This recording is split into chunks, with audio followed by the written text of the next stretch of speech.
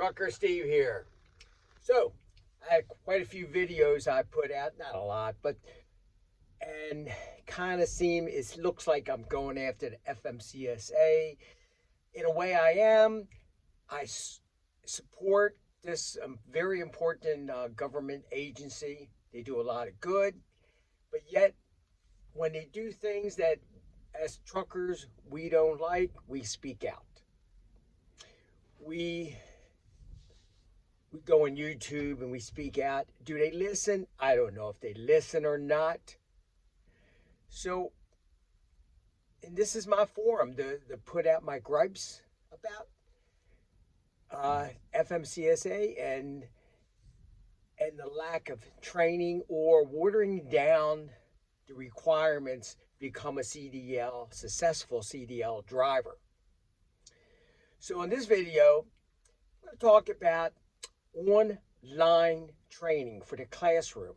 So prior to going to CDL school, you had theories. There's about 20 theories. If you look at a J.J.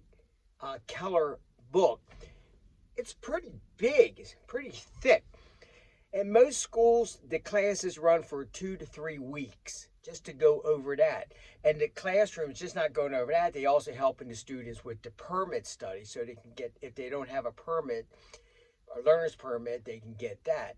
So it's a lot involved in the classroom period, but also it's money. So if you have a private CDL school, a lot of times they'll go in contract with an online theory provider. And FMCSA is right there. And you can get certified that way. But you got to be careful because you can go prior, let's say you're looking for a CDL school who says, oh, I'm going to get this out of the way real quick.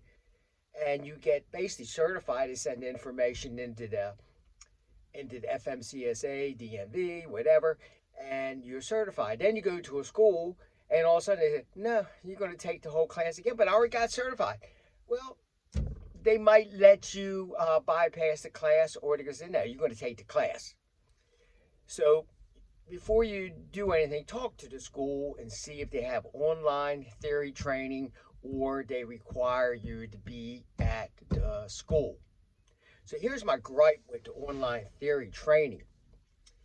If you look at the key word, you can do this in 1 day.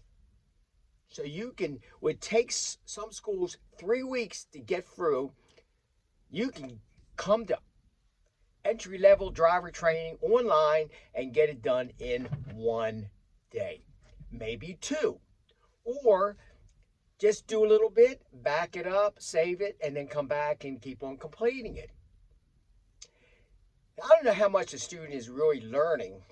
They just keep taking the quizzes, don't really pay much attention to the helpful videos that they put out. It just speed it up, hurry up and get it passed. Because they give you that option. No one's checking on you. Or you get your buddy who's a trucker and tell him to come to your house and take the test for you, get it done real quick, and out the door. And then you just spend all your time studying for the learner's permit, because that's what you really got to pass. The classroom part and the theory part, you still got to maintain 80%. But if no one's watching you, with these online theories, you on your computer, no one knows who's taking the test. And, you're going to pass it. If you fail a couple times, you keep on taking until you pass it. And then they'll submit it to the local DMV or FMCSA will submit it to them. I'm not so sure if this is the way to go. To me, it's just another way of watering things down, making it so easy to get a CDL license. And this is the first step. I mean, you do learn a lot in the classes. I'm not so sure how much you students retain all that information. And sometimes it gets a little bit boring too. And sometimes the online classes are probably more interesting. Some of them are probably really darn good. And they got some good information if the particular student wants to make the most of it. But it still gives them an easy way out to hurry up and get it done in 1 day. That's the key word. Just look through what they offer, do it on your own time and all this stuff.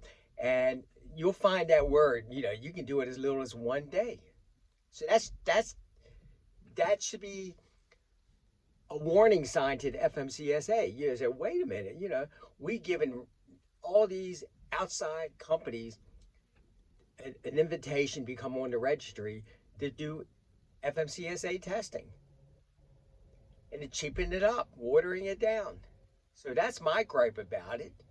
So what's your feelings on this? So maybe I'm wrong. You know, hey, you know, let's get it all done in one day. You know, we're not going to retain all that information. And what's most important, which I probably agree, is learning to get the permit, learning how to pass. And also, I'm sure they have additional programs that you can pay for. If you look at it, everything is cost, you know, for so much money for the hazmat knowledge to learn about hazmats, so much money for entry. I mean, they have it all broken down in different categories, and you'll pay for each category.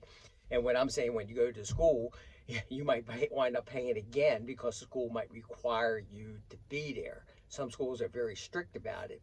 They just don't give you the answers, and if you can't maintain an 80% average, you don't move on to the next stage, which would be going on to the range, or get your permits, or going on to the range. So I'll see you in the next run. Be safe out there, and leave some comments below. Talk to you soon. Bye-bye.